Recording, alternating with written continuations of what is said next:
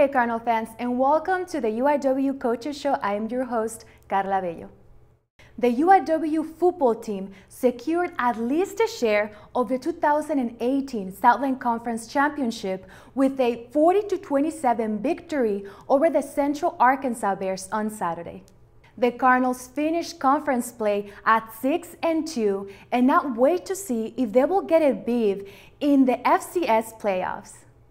Women's volleyball swept Texas Southern and defeated Houston Baptist in 5 sets before falling to Texas A&M Corpus Christi in the final game of the season.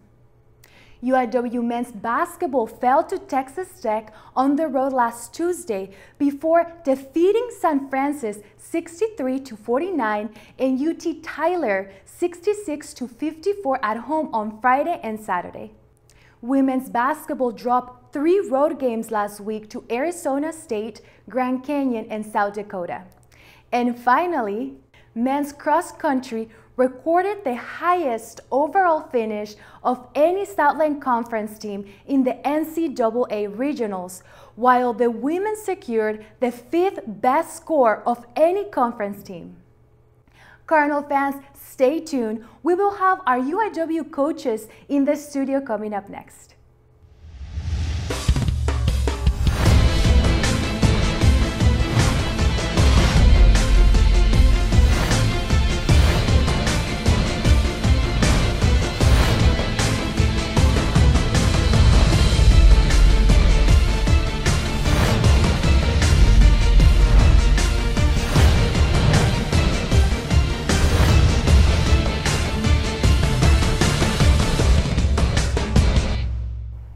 Cardinal fans, joining me today, we have the special team coach, Brandon Lechtenberg. Hello, Coach. How are you doing today? Doing well, thank you. Coach, your team made history, defeating Central Arkansas for the very first time ever with a score of 40-27, which means it gives UIW at least a share of the Southland Conference Championship. What does it mean to the team, and especially what does it mean to you? I think first and foremost to the team, it's a huge accomplishment. It's going to give us a shot at the playoffs right now, first ever conference championship for this football program and for this school. I think we try to represent the University of Incarnate Word on the football field and have done a great job of doing that this year. For me personally, the Southland Conference has always been one of the premier conferences in FCS college football, and Central Arkansas has been one of the top teams in that league for a long time. So being able to go on the road and beat them is a huge win for everybody involved with the University of Incarnate Word and with the football program, and to put us on the map as far as FCS football goes. To win the Southland Conference is a huge accomplishment. Coach, you guys thrilled 14-3 in the game on Saturday. How do you guys stay composed and battle throughout this game? I think part of it is just the overall culture that Coach Morris has promoted on this football team. It is the idea that we're not going to give up. We're going to keep fighting. We're going to keep battling. We have a tremendous faith in our offense to be able to score points and our defense to be able to force turnovers. So those two things go hand in hand with each other. We're constantly giving our offense new opportunities and more opportunities, and they make good with those opportunities when they get them. So I think it's just a faith in each other, in the coaching staff and the players, and in the overall offensive and defensive schemes that are going to give us a shot to win a football game. Coach, quarterback Sean Brophy came off the bench and helped the team win this game. How did he provide a spark for the game, and also what other factors contributed to this game? I think Sean, first of all, I think he started for us all last season, so he's a very experienced player and a very talented player. As with a lot of guys on this football team, I mean, there's a lot of competition for jobs. Ultimately, another guy beat him out for a starting spot. However, he has been hugely involved in this football team and has been preparing for a moment like this, which it's always difficult for a backup player to mentally stay focused throughout the season, and he clearly did a good job of that. When it was his time, he stepped up and we didn't skip a beat offensively. He was able to really take a leadership role and to do the things that we expect him to be able to do. Coach, Raquan Deakins broke the school record in single-season rushing yards and touchdown. What type of energy has Deakins provided to the team this season? Raquan has been a huge boost for our offense and for our football team, and I'm a defensive coach, but as a defensive coach, I love running backs. Running backs make our job a whole lot easier on the defensive side of the football if we're able to move the chains and keep the opposing offense off the field. I think what our offensive line and Raquan Deakins and even some other running backs did for us in the fourth quarter of this football game was huge. The second half, we really leaned on Raquan and that offensive line to keep moving the chains and to keep picking up first downs and to keep the Central Arkansas offense off the field, which was a tremendous help in securing a conference championship. And they've been doing that all season for us. Coach, what has been the strength of the Cardinals special team unit?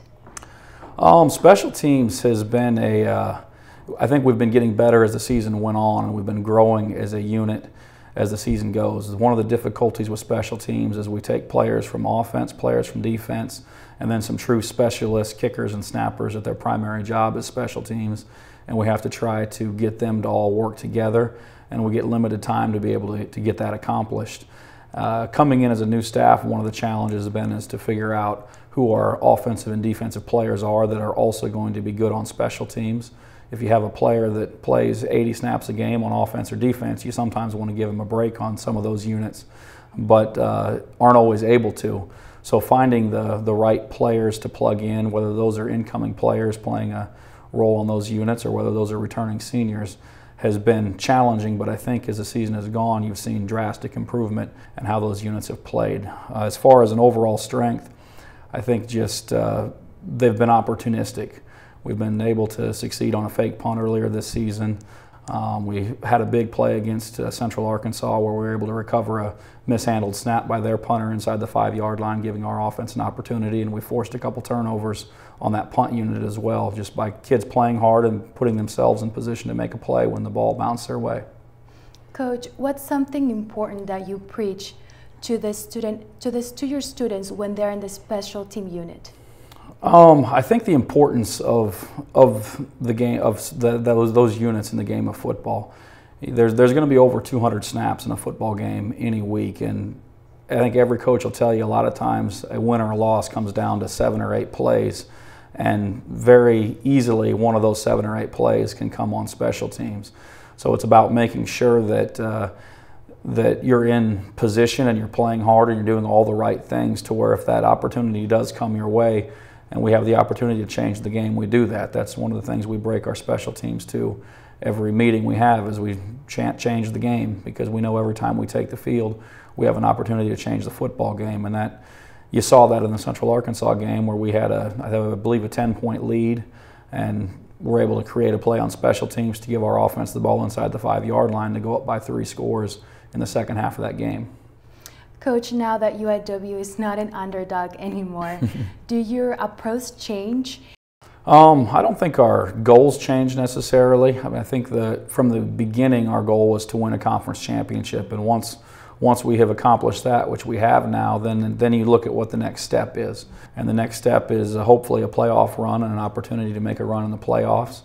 And then with anything, you reevaluate your goals at the end of the season. And one of our first steps was to be able to win a few games on the road and to be able to make a name for ourselves in the conference. The second step was probably to win a conference championship, and we've done both of those 2 things this year. So I think reevaluating those in the offseason will be important, but hopefully we have a few more games to play before we get to that point. Finally, UIW is winning a share of the Southland Conference Championship. Does that mean that the team will qualify for the 2018 FCS playoffs? We will find that out this week. There's still some things to be decided as far as that goes. The Southland Conference gets 1 automatic qualifier, which means whoever wins the conference has an automatic spot in the playoffs.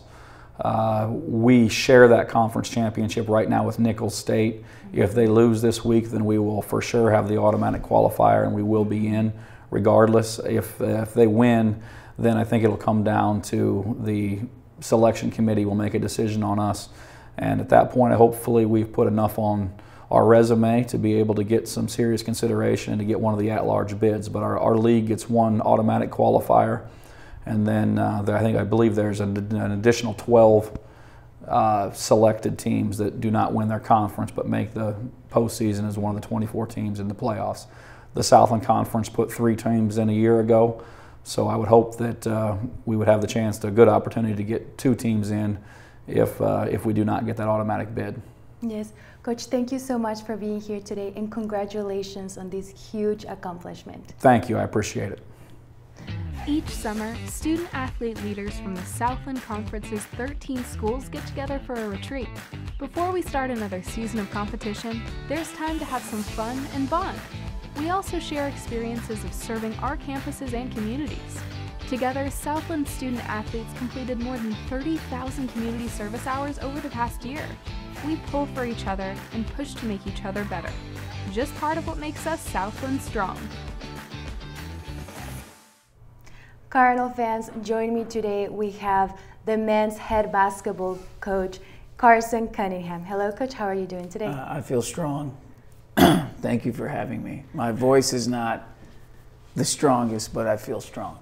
Yes, Coach. Thank you for being here. Yes.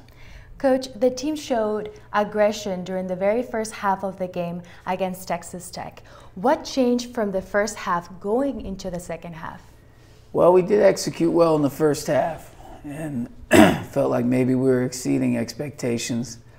And then in the second half, I guess it seemed like, you ever seen the movie Space Jam, where those alien creatures, they go and they take the powers of like Charles Barkley and Larry Bird, and they just, it felt like that.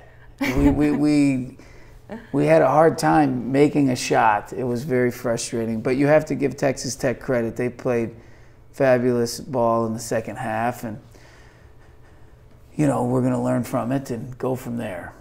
You guys captured 2 huge wins at home. What was working for your team in those 2 games? Well, it all started with our defense, and that's going to be crucial for us all year. I mean, we got young guys. We're going to have to figure out how to score. We're learning a lot of the nuances of the offense. And they're picking things up on both ends. The key for us will be if we can pick up the subtleties of our defense, but mainly and most importantly, just play with great intensity and communication. And if they can do that on defense, we're hoping that'll give us a shot, and that in time our offense will come along.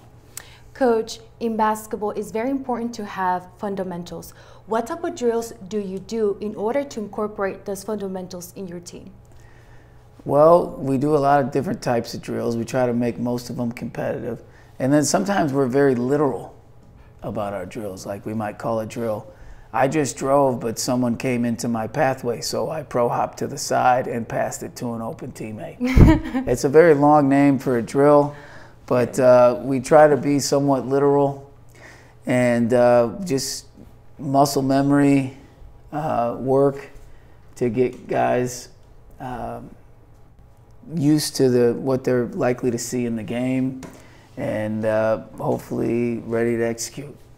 Coach, it's very early in the season, but what are some strengths you have found in your team so far? Well, they're playing with vim and vigor. That's huge. I think they're enjoying playing together. That's also huge. And then, you know, we're working out the details strategically and the subtleties of the game and understanding and learning each other. That takes time. But I really like the effort. Obviously, a guy like Morgan Taylor is a freshman. To be able to play the point guard position like he does is quite remarkable. There's a number of guys, you know, Romello Wilbert is playing a really versatile brand of ball. Same with guys like Christian Peavy, and we got some muscle men down low, Charles and Antoine and Bryce. And so you can just, there's a lot of guys who are making really big strides and contributions. I thought our guards, you know, Cody and Jordan and DJ really stepped it up defensively. And so we're just going to have to keep battling, my friend. It is a battle out there, and we wage that battle daily and nightly. Coach, finally, how are you planning to carry this momentum going into the game you have at the Bahamas? Most people think Bahamas, they think sunscreen, sunglasses, and beach bag, but we're thinking lunch pail and hard hammer because it is a work trip, and we got stuff to do. It's going to be very, very challenging. We're fully aware of this, but we're going to give it everything we have, and go from there. Coach, thank you so much for being here today, and good luck on tonight's game. Thank you. Stay strong.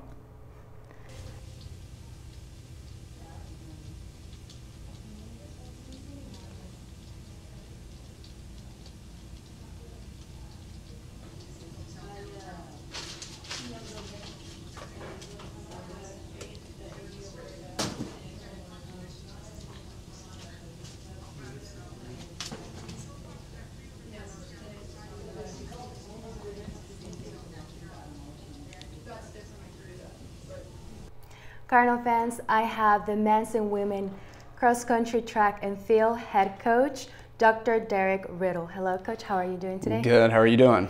Good. Coach, the men's finished 7th overall and best in the Southland at the NCAA Regionals. How do you feel about the men's performance? I feel great. It was, the thing I feel the best about is we were able to hand it to Lamar and Central Arkansas pretty well at the regional meet. That was good redemption for the men. They were very motivated to truly show that they were the best team in the conference. Unfortunately, at the conference meet a few weeks ago, we had an off day. And if you have an off day for 25 minutes in our sport, you don't get to show who the best team is. But they ran really well. Garrett was 14th in the region. Last year was our first year able to compete at the regional meet, and he was 36th, I believe. So he went from 36th to 14th and finished out his cross-country career on a strong note. Dion went from, I think, 56th down to 28th. Baptiste was 29th. Adam improved from 65 to 52. So, I mean, just across the board, it was a great performance by the men's team. They really ran with a lot of passion and a lot of aggressiveness, and it paid off for them. And what is your opinion on the women's performance? Well, we scored less points than we did last year. We were 35 points better than we were our first year last year. We finished 19th compared to 22nd last year. Danielle was about 15 spots better than she was last year as our #1 both years. So we had some positives. It's not what we want. I mean, we want to be a top 10 team every year, but told the women we're improving. I mean, we scored fewer points than last year, finished 3 positions better. We returned a lot of girls. We raced. Well, we're losing 2, so we returned 5 out of the 7, so it's good experience for next year, and we've got some good freshmen and sophomores waiting in the wings to take their spots. So I think overall the women did well. Mm-hmm. Coach, what do you think are the difference between the regionals compared to the Southland Conference Championships? Well, the regional meet's more of a true championship event. There were about 160 or 170 athletes in the event, so it's allows the good teams to truly shine. You have to have some front runners. You have to have some people that are up in the top 20 to be good as a regional opponent. And it's 39. There's 39 schools in the region. It's the whole state of Arkansas, the whole state of Louisiana, and most of Texas. I think the only Division I schools in Texas that are not in our region are Texas Tech and UTEP in El Paso. So it's a good indicator of this South Central area who the best teams are. So it's a true championship experience. Coach, could you tell me your analysis of this season? Well, it was a record-breaking year in a lot of ways. So the men truly established themselves as one of the best teams in the Southland Conference. We've been top 3 both the last 2 years. We've been top 12 in the region the last 2 years. And the men are at the level now where if we're 3rd place in the conference, it's a bad year for us. So that's in a nutshell my synopsis of the season for the men. On the women's side, it was kind of up and down. We started a little slow, started a little banged up coming out of the summer, but they kept going up, projecting upward. Ran pretty well at conference, ran well at the regional meet. And it's a young team on the women's side, you know, so it's encouraging. We have a good recruiting class coming in on that side. So the girls that we have here that gained experience and the girls that we have coming in, and we're definitely a top 15 team next year at the region and a top 3 team in the conference. So I think we did a lot of good stuff this year. Coach, how are you planning to prepare your teams, both of them, for this upcoming season? Well, all of them are transitioning to track, so we have our indoor track season starting 2 months from yesterday, actually. Our first meet is January 11th at A&M. So we're focusing a little bit on our mileage, a little bit on our strength, working on some of the weaknesses that we've identified throughout the cross-country season, and really just getting ready for the indoor season. So everything that we do complements each other. So cross-country season built their foundation and their strength for indoor. We'll focus a lot on speed indoor, and that speed will lend itself well to a successful outdoor season. So, and then start regenerating and getting ready for the cross-country season. The college level, the distance runners, it's a year-round. So it's year-round, 3 months for cross, 2 months for indoor, and 2 or 3 months for outdoor. So yeah, Coach, and for the new class that you're planning to recruit, what type of factors are you looking for those new upcoming student athletes? Good students, first and foremost, you know, 3.5 and above GPA. They're very serious about their academics. If they're serious about school, we're serious about them. The other thing we look for are untapped student athletes, people that maybe have you know, not been trained as intensely or as heavily as others, people that are hungry, and people that want an opportunity to prove themselves. So we kind of like we look for the underdogs, the student athletes that first and foremost, again, are going to be here to get a great education. They're going to take that seriously, and they're willing to work hard and get better. And Garrett, Dion, they're prime examples of that mentality. You know, they came in very under-recruited, very underdeveloped, but they had a lot of God-given natural ability for distance running, and we were able to help them tap into that, and it was a fun ride with them. Coach, thank you so much for being here, and congratulations on this season. Thank you very much. Want to impress your friends at the next UIW tailgating party? Here at NCR, we have plenty of makes and models for every personality, even yours, Red. Do you see anything here that catches your eye?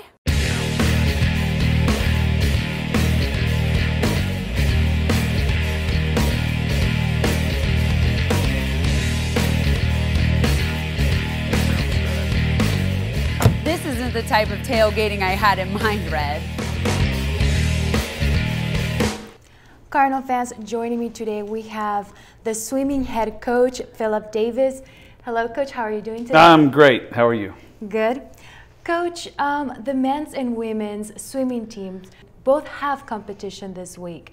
How are you focused heading into this 2 contests? You know, all right, so the way we do this and the way college swimming works is you have mid-season, what we call mid-season championship meets. Now, you've got like your regular, what we call dual meet season, where like, say it's us versus Texas A&M, and it's just 2 teams and we swim, and whatever we race that day, that's what you count, okay?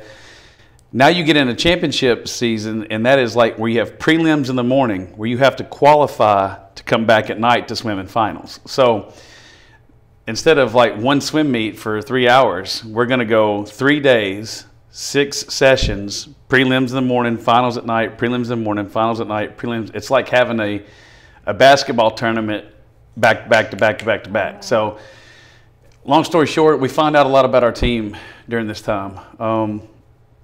Find out who is able to like be tough enough mentally to like swim their best in the morning, come back at night, or who's not able to get up in the morning to swim their best. And if you don't make it into the top 8, you're not scoring in finals. If you don't make it in 9 through 16, you're not in the consolation finals. So at our conference meet for the men, the top 18 people score, and for women, top 27 people score. So you've got to bring your best in the morning. So the mental prep to get ready for this is to go do it. You know what I mean? And we practice at a rate that hopefully is conducive to us performing well. You know, we have to put them under a lot of stress to see how they're going to perform when it really matters most. So we'll find out a lot about our team, like what we're made of, find out who is going to be the big players this year on our team. And it's not just 1 through 5, it's 1 through 18. We have to find who our top 18 athletes are for the men and the women. So it's a very important meet. Yes, Coach, you told me last week that it's important to push your players every single day and to really make sure they work hard. How do you determine when to give them a break in order for them to do really good and do their 100% on competition day?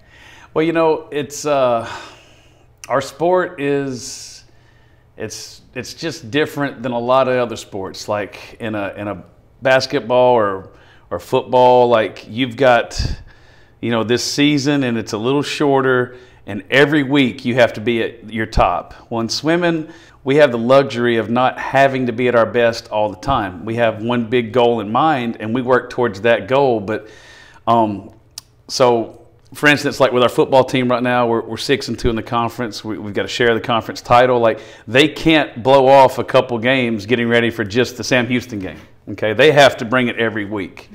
For us, we're able to not sacrifice training for our ultimate goal in November and February, and we don't have to win these meets. We want to win everything we swim. That's not what I'm saying, but we don't sacrifice the training. In other words, like rest them the day before the meet. You know, we keep working hard all the way through. So up until like this week, and so we did not swim 2-a-days last Friday. We didn't swim 2-a-days today, and we're letting them catch up on sleep. And the intensity has gone from like 8,000 yards a day to about 7 to about 6, now to about 4,000 yards a day. And that's still a lot, but I have to keep them conditioned because it's 6 sessions. It's like 6 swim meets over 3 days. So we have to continue to be in shape.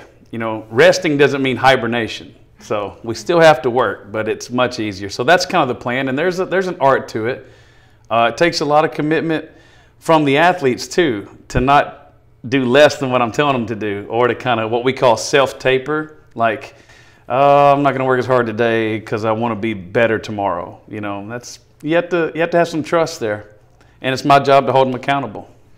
Well, Coach, thank you so much for being here today, and good luck on this contest. All right, go Word.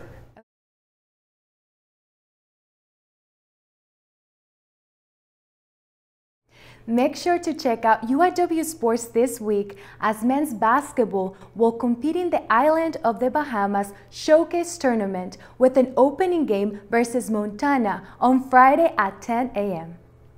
Women's basketball hosts Houston on Friday at 11:30 a.m. and heads to San Diego State for a game on Sunday at 3 p.m. Men's swimming will travel to College Station for a 3-day competition at Texas A&M from Wednesday through Friday. And women's swimming heads to the University of Houston for a 3-day competition from Friday through Sunday. For more news, updates, and all UIW sports, make sure to follow us at UIW Athletics on Twitter, Instagram, and Facebook. And don't forget to check out our YouTube channel. For UIW Athletics, I'm Karla Bello. Have a beautiful day.